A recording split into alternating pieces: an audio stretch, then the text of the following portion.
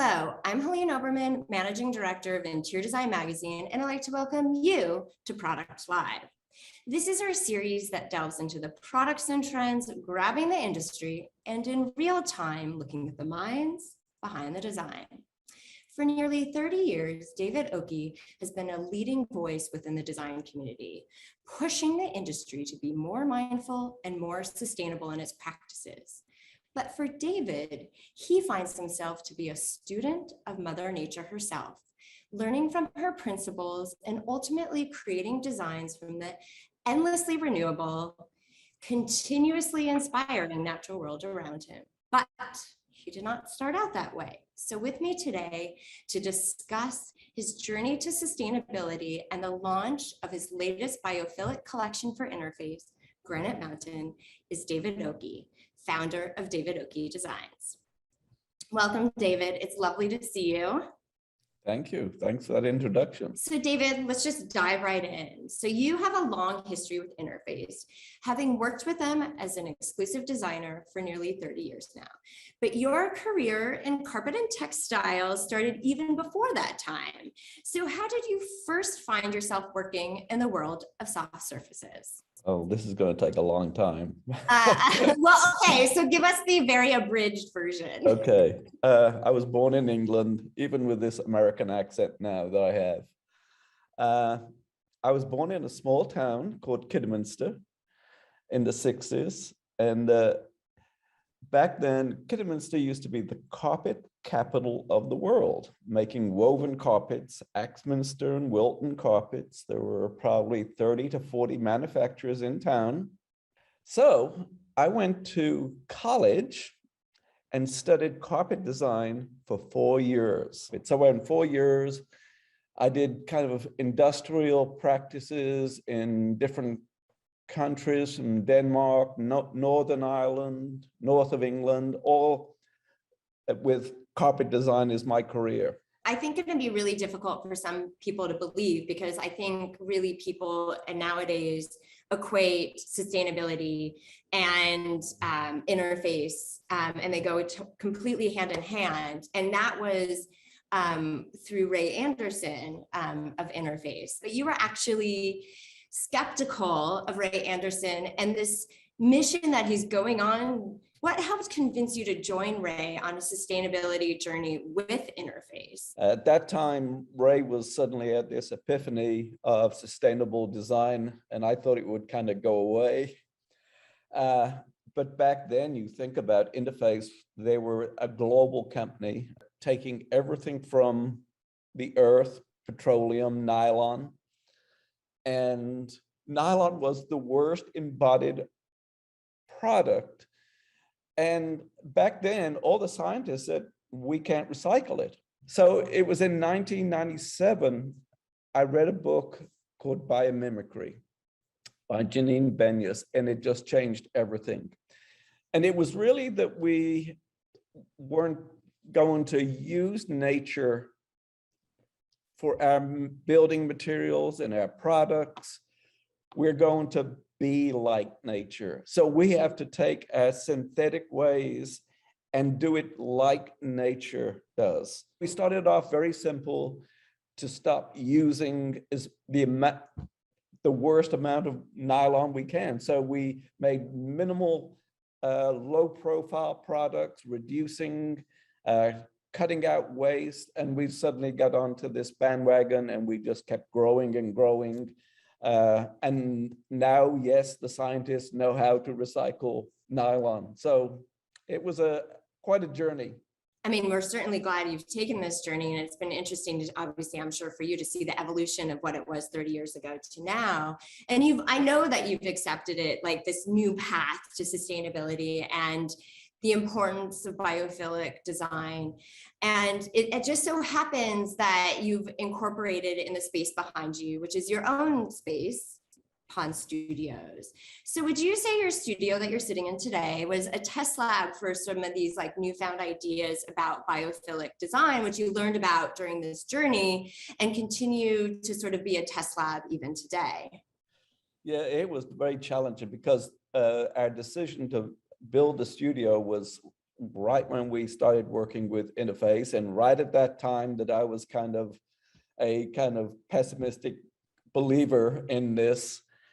But I knew that if we were going to stay with Interface, we had to kind of think about a sustainable a studio.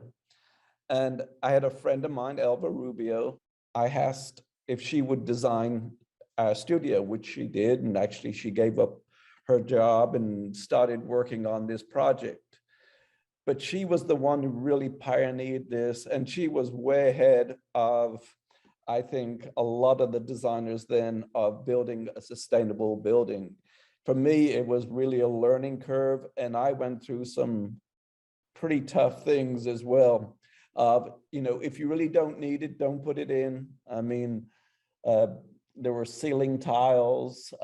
We have raw, unfinished roof, and I wanted to kind of make it all, uniform and covered and very, human-like. And she was saying, just let it be. If you don't need it, don't put it in. So it was a pretty interesting journey for me. And it has paid off for us. It's a place that we still love to be in, and we are connected with nature here. Mm-hmm. And it's obviously what you implemented in the Design Upon Studios back then is what the general community is now embracing now. It almost feels like it just took that long for the rest of the community to sort of catch up a little bit. Yeah, it's, I think it's like you think about it, nature has evolved over millions of years, and we've been here actually for a pretty short period of time on Earth, but we want to change so fast. Sometimes it does take time for things to happen. But I look back now, even just 20 years, I'm amazed of how far we've come. And then all the other industries and the fashion industry, you just see it growing now. It's just unbelievable. So while Granite Mountain, of course, is your latest biophilic collection, you actually began exploring how to recreate biodiversity on the floor 20 years ago with the launch of Entropy Carpet Tile. So what guided you to your initial design for Entropy? Really, that came from when I read the book Biomimicry by Janine Benyus. Again, that changed me completely. And I was saying, okay, we have to get Janine here.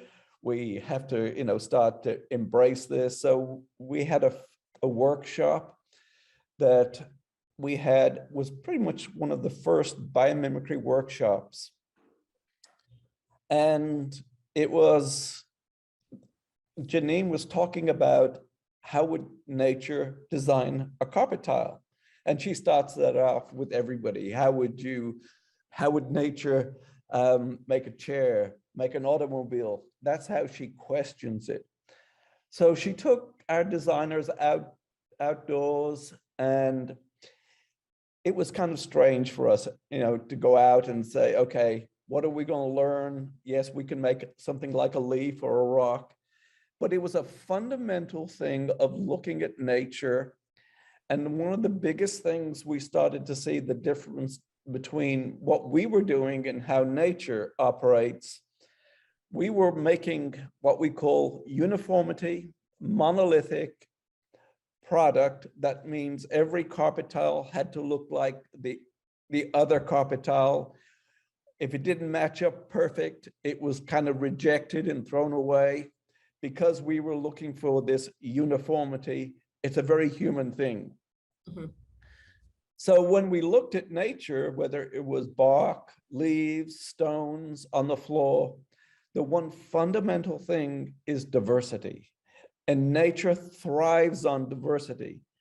And we said, well, let's try and make a product that each carpet tile comes out slightly different in color and design. It was a huge step that we took back then, that suddenly all these tiles would come out of the box and they would not match the same. But it was a big change for us. We laid out the tiles. We could actually install them randomly. We could take different die lots from our suppliers. We wouldn't waste as much material. That the installers could easily install it with less waste. All the things came along that we didn't think about when we took this approach. So Entropy was this huge success, and we brought out 2 or 3 other products with that same design. One still is one of our top sellers, and it's still there. And it's a very practical kind of solution for modular flooring on a floor where you can actually replace, put one back down, and it doesn't, stand out from all the other ones. So that was a huge change to kind of just put your trust in nature. Well, it's interesting because I would like to say that like biomimicry and biophilia, which you were incorporating 20 plus years ago, it's like now almost a common word, in the design vocabulary. But I think it wasn't when you first really started utilizing it as the inspiration for Entropy and further collections. I want to speak more about Granite Mountain, which is your latest collection, your latest biophilic collection. And, it's very much a product of the pandemic, when we were all isolated at home, restricted from travel, and without many sources of inspiration. But you somehow went out there, not very far from your home though, and were able to capture inspiration for this collection. So tell us a little bit more about sort of your path to find this Granite Mountain. Yeah, our designs in the last, probably 10, 15 years have always we go back to nature. Like for every other collection, we kind of go back. And what happened with the lockdown for us was we were walking in our neighborhood walks. We would walk a lot. And I think we were doing sometimes like 7-10 miles a day, but was the same kind of walks.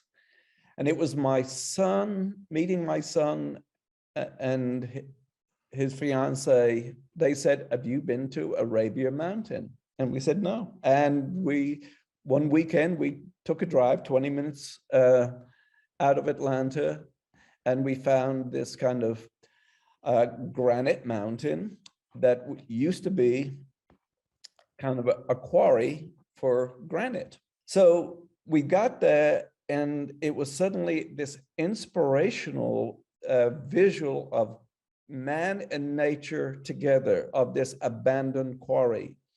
So, and you start to also see where nature is kind of reclaiming its place in that area.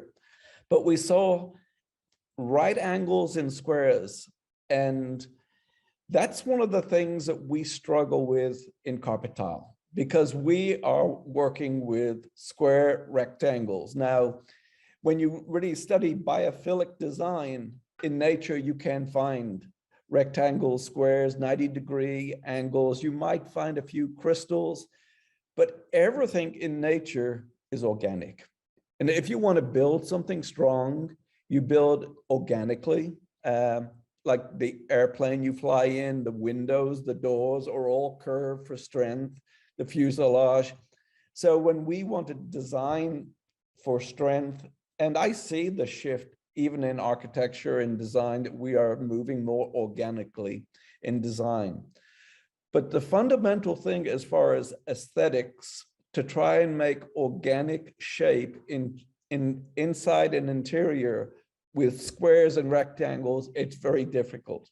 So we start to see where nature and man had come together, and all these colors and patterns. It was just really an amazing, inspirational visit. So let's kind of dive into some of these patterns so that you were able to capture in Granite Mountain. So I know there's 8 altogether, correct? So let's start, give us a little sort of insider look at Rock Springs, Mantle Rock, and Rockland Road. Okay. Well, first, the collection, the inspiration for the collection on the mountain is diversity. You'll see big areas of plain granite. You'll see kind of interesting little oases of, they're called solution pits, where flowers are growing.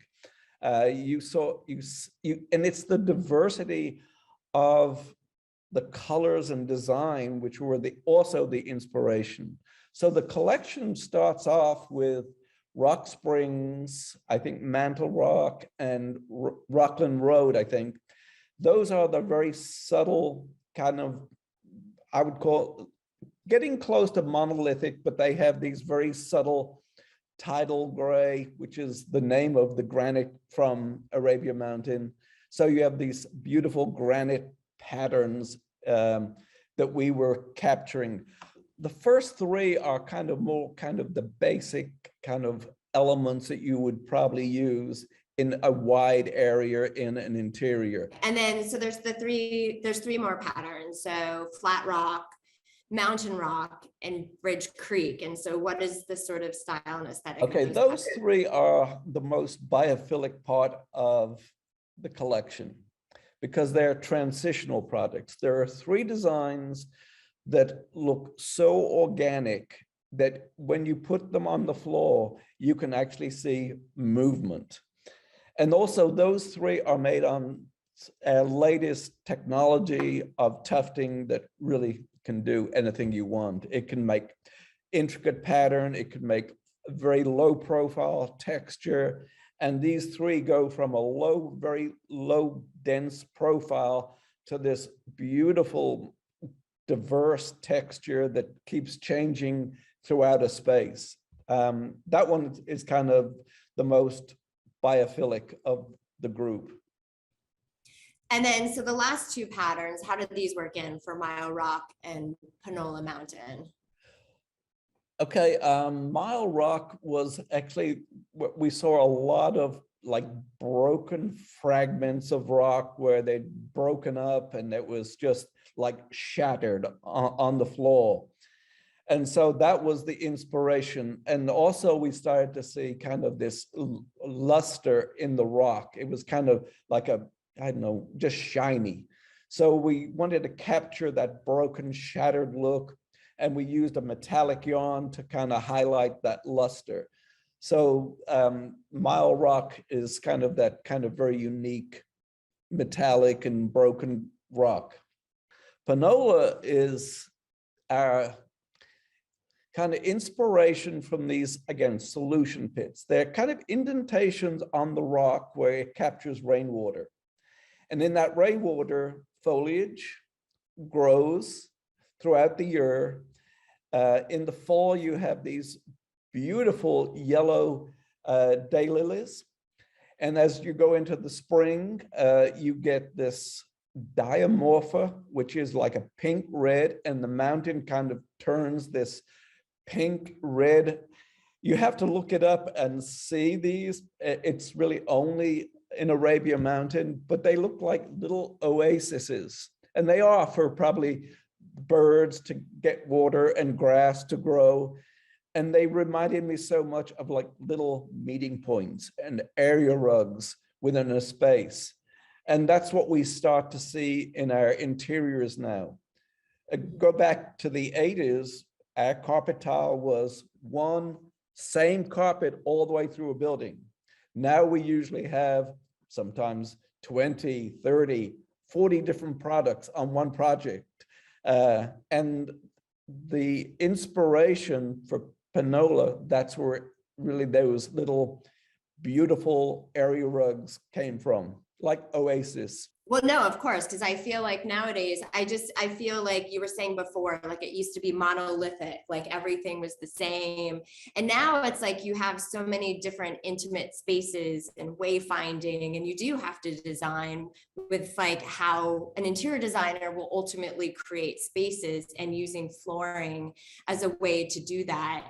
But, you know, you kind of touched on it, obviously, with Panola and some of the others, but like, obviously this use of a more natural color palette has been growing strength over the last 10 years.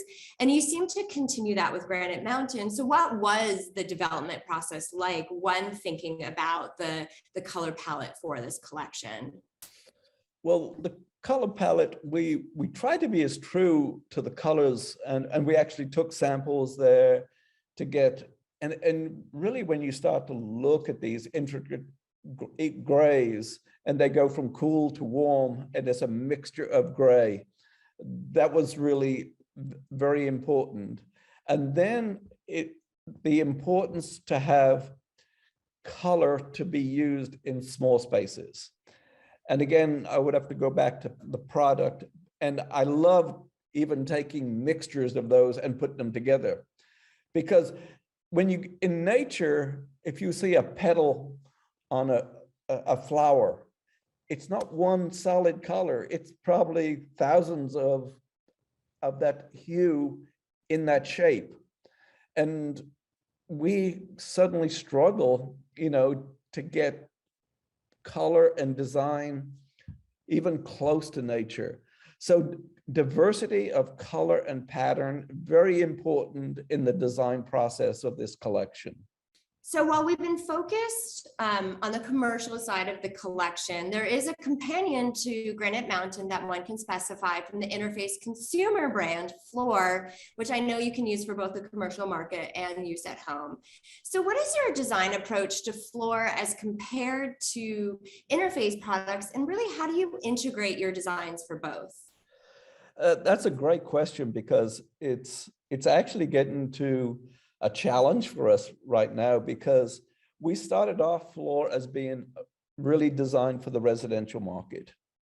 Then we start to see more and more of our commercial customers starting to want to use the product. Now, the product is really made from the same yarn system, our 100% recycled content on the same machines, and the products really have the same performance as our commercial. It's really color and design separates the direction. But we've had so much success with the Floor. Now we're starting to figure out, okay, is it residential we want to go, or do we want to lean to the commercial? But more residential looks and colors are being used now in commercial spaces, as you know. And so it is a very important part of our collection now. And you'll see more and more products that have coordination, connection to both the commercial and residential. It's actually a very exciting product collection for us to design for. So for both Interface and Floor, sustainability, so if we go back to sort of our beginning of our conversation, of course, continues to be a part of the DNA of all of their products. And of course, Granite Mountain is no different. So how does this collection really carry on the tradition of sustainability first established by Ray Anderson and incorporate some of the more recent initiatives set by the company? Well, some of the new initiatives are some of the backing options, which we don't get involved with. That's the technical part that holds that product together and goes on the floor. They've made a lot more progress and moving to carbon neutral, carbon negative in those backing options. The most connected we are is through the yarn. Working with definitely with Aquafil, who've made unbelievable strides.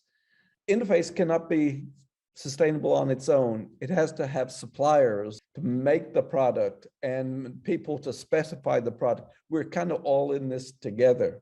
Well, I think it takes a village, is what we've all learned, but also yes. I think, it's all about great collaboration, whether it's great collaboration with your relationship with Interface or Aquafil. We all have learned as an industry that we all have to work together to kind of move us forward and obviously help the planet as much as we can. But with that, I really would love to thank you so much for your time and really your insight into this journey that you took to sustainability and your collaboration and longstanding partnership with Interface. And of course, to our amazing audience out there, please make sure to check out the Interface website to learn more about Granite Mountain and their many other collections from David Oakey. Thank you.